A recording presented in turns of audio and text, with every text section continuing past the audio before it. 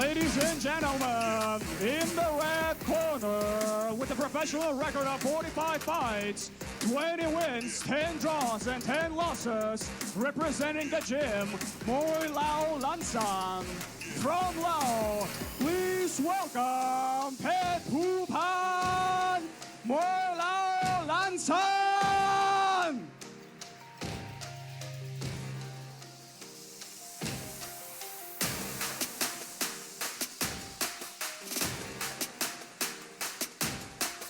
และมุมสีฟ้าขอเสียงตบมือดังๆต้อนรับลายเพชรน้อยประกายทองยิม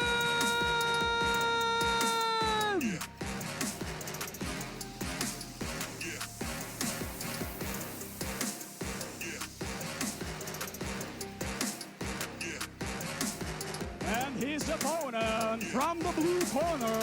with a professional record of 100 fights, 90 wins, 2 draws, and 8 losses from the gym, Pakaitong Yim. From Lao, please welcome Lai Phet Noi, Pakaitong Yim.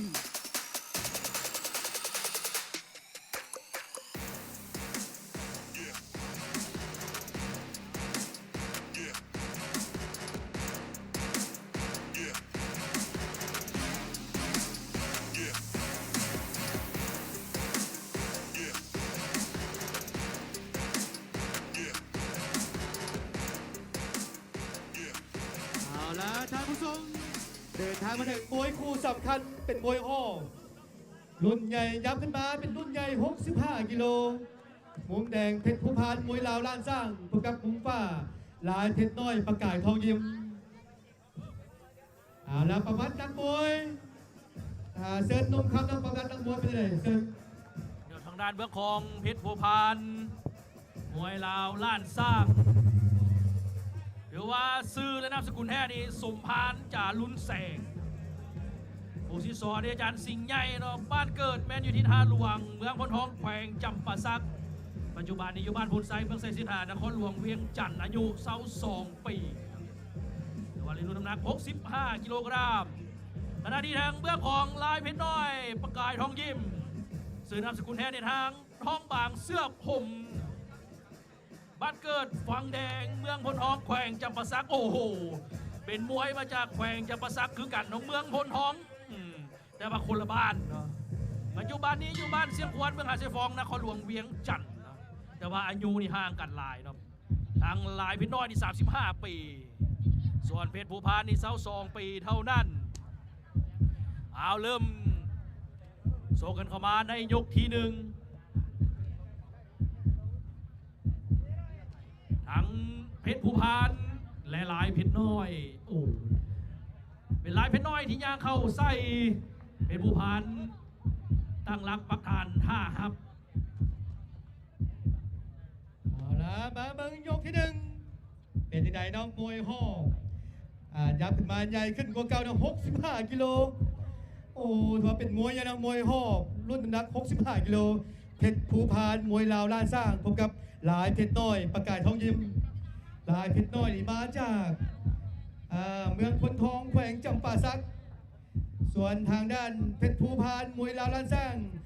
ท้องถิ่นกับเนินเป็นคนแขวงจำปาสักคือกันเนาะมาจากบ้านทาหลวงเมืองพนทองแขวงจำปาสักโอ้โหก็เป็นดาร์บี้แมตช์แขวงจำปาสักท่านผู้ชมถือว่าทางเบื้องของลายเพชรน้อยประสบการณ์อายุอานามหลายและประสบการณ์หลายกว่าหอบทรงนี่90ชนะ80เสีย10ส่วนเพชรภูพานหอบทรง40ชนะ30เสีย8เนาะเสมอ2เจ้า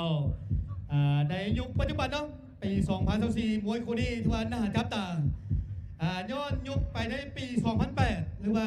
16 ปีขึ้นหลังมวยดังในรุ่นนี้ปี2008ก็คือมีลังสรรค์M150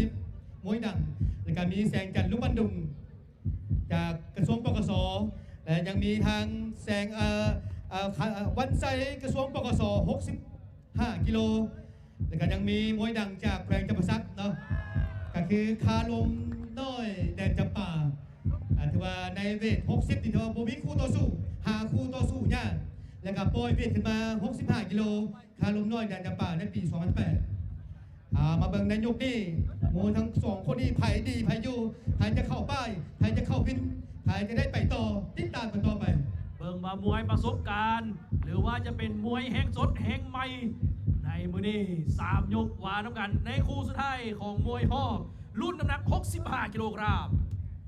อาจารย์เซเป้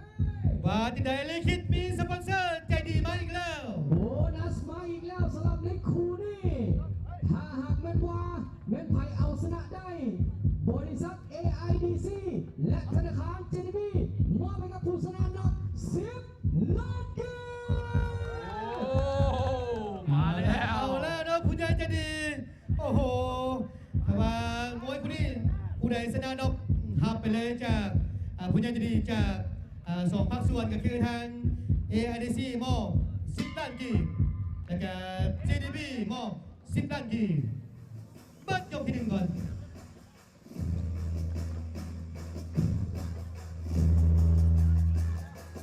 มันจะรับท่านใดที่ว่าอยากจะได้เป็นอาหารและเครื่องดื่มนะเพราะเขามีไว้คอยบริการทานโดยทางด้านห่วงมือของเวทีเนาะทั้งอาหารและเครื่องดื่มเพื่อ เอามาเบิ่งภาพช้า เพื่อว่า ในยกที่ 1 ที่ผ่านมา อยากเบิ่งทางเบิ่งเซิร์งกันอยู่เนาะ มีจังหวะเตะตัด จักหน่อยนะเขาจะได้รับชมมวยภาคทวีปลงมาจะมันจะม่วนสักใด พยายามออกปัดด้วยกันอยู่ในยกที่ 1 ที่ผ่านมา เชียร์จากคีร์กิสถานและจากอุซเบกิสถานอีกจักหน่อยเนาะเราจะมารับชมไปพร้อมๆกัน เจ้าหลังจากจบมวยคู่นี้ถือว่าจะมีจะเป็นมวยคู่พิเศษนะเป็นมวยซึกข้ามทวีปลาวพบกับจีกิสถานลาวพบกับรัสเซียประเทศรัสเซียติดตามกันต่อไปท่านผู้ชมมวยลาวไฟศิลปะการต่อสู้ประจำชาติลาวนี่คือมวยลาวไฟ ถือว่าใน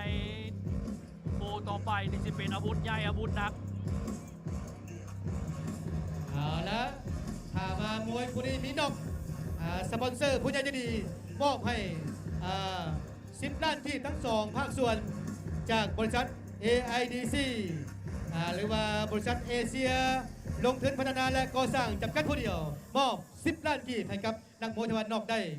และพร้อมกันทั้งธนาคาร JDB มอบ 10 ล้านกีบให้กับนักกีฬาตะวันนอกได้ JDB คิดถึงสีฟ้าคิดหา JDB พอเนาะ เจ้า สปอนเซอร์เพิ่นยังแจ้งมาอีกว่าในคู่นี้ถ้าว่าไม่ไผ่สามารถเอาชนะใน 3 ยกนี้ได้ บริษัท AIDC และธนาคาร JDB จะมอบให้บริษัทละ 5 ล้านกีบผู้ที่เสียจะได้รับบริษัทละ 2 ล้านกีบ เอาละมาติดตามต่อในยกที่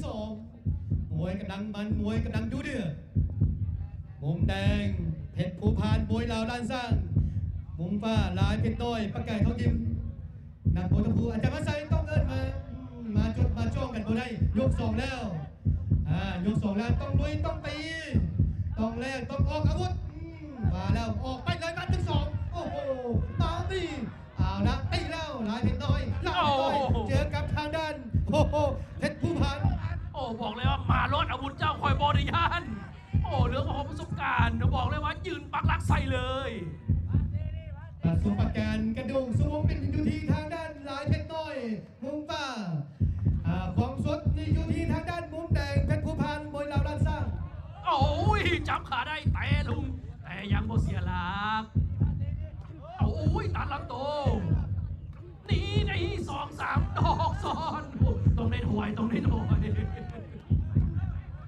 ต้องลุยต้องตีนะทางด้านมุมแดงเพชรภูพานอย่าย่านเปลี่ยนความย่านให้เป็นความได้เปรียบอย่าย่านลุยโตคืนนี้โตต้องเถียงนะเพชรภูพานอย่าเป็นเป้านิ่งโอ้มัดตัดลำโตโอ้ดอกนี้โอ้โหดอกนี้สั่งลาหรือเปล่าโอ้โห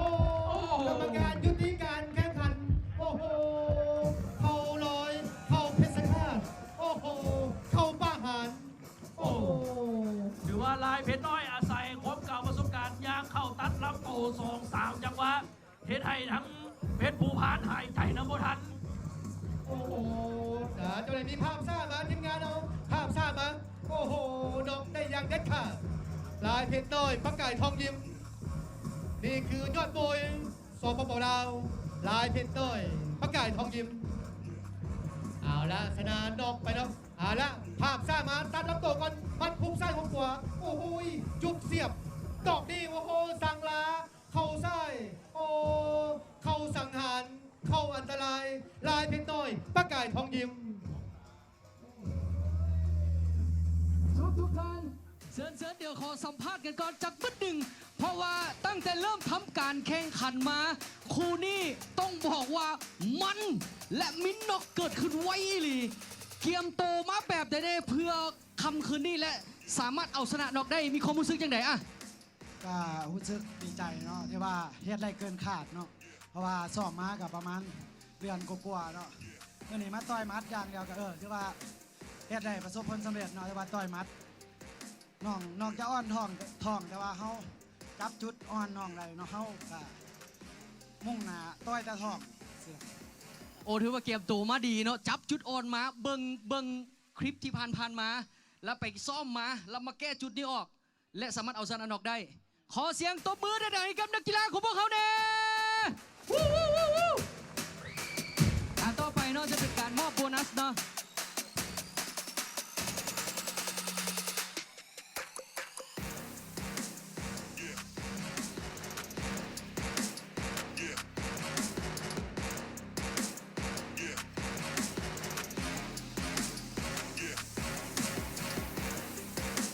โอเคเนาะต่อไปจะเป็นการมอบโบนัสเนาะอาจจะมอบให้กับทั้งมุมสีแดงก่อนเนาะเพชรภูพานเราจะมอบให้กับเพชรภูพานก่อนเนาะมอบให้กับเพชรภูพาน2 ล้านกีบตัวแทนจากธนาคาร JDB และตัวแทนจาก AIDC เนาะเป็นเกียรติขึ้นมอบโบนัสก่อนเนาะ